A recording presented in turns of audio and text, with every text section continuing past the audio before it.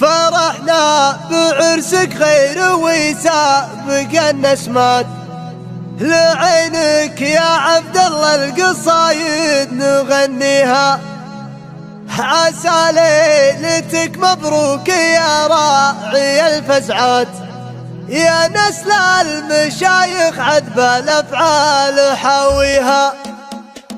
نسوق القصيد العذب من صادق الابيات، وباسم الكرامه للجزاير نسميها، هلا مرحبا باسم الكف وصادق الوقفه، عظيم المعاني وقفتين حكم فيها، ونبع الكرم سيار لا صار جيبوها، كبار الكلايف عن ربعه يغطيها، كثير العطا والطيب والجود له عادات، من العود الازرق تحترق طيب النفحات، وشقرة دلال الكل عاني نقهويها، فرحنا بعرسك غير ويسابق النسمات، لعينك يا عبد الله القصايد نغنيها، عسى ليلتك مبروك يا راعي الفزعات، يا نسل المشايخ عذب الافعال حاويها، وافخر يا عبد الله باخوانك الهامات، وبحضورهم كافى المعادن تلويها، وامامك مواقف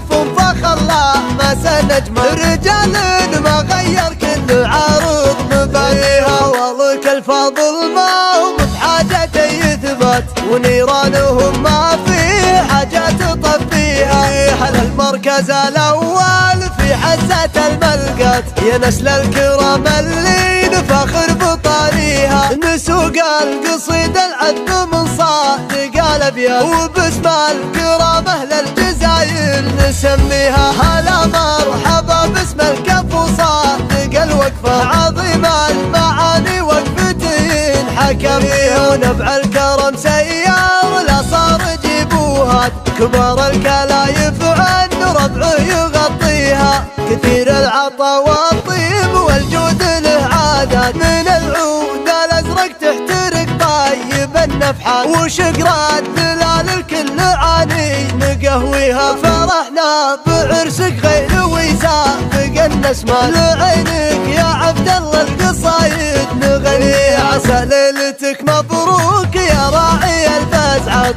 يا نسل المشايخ عذب الافعال حاويها، وافخر يا عبد الله باخوانك الهامات، وبحضورهم كافى المعادن تلويها، وامامك مواقف فخر لا ما سنجمل، رجال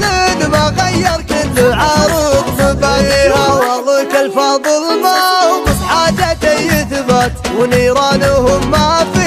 حاجة تطفيها، على المركز الاول في حزة الملقات، يا نسل الكرام اللي نفخر بطاريها. للإنتاج الفني.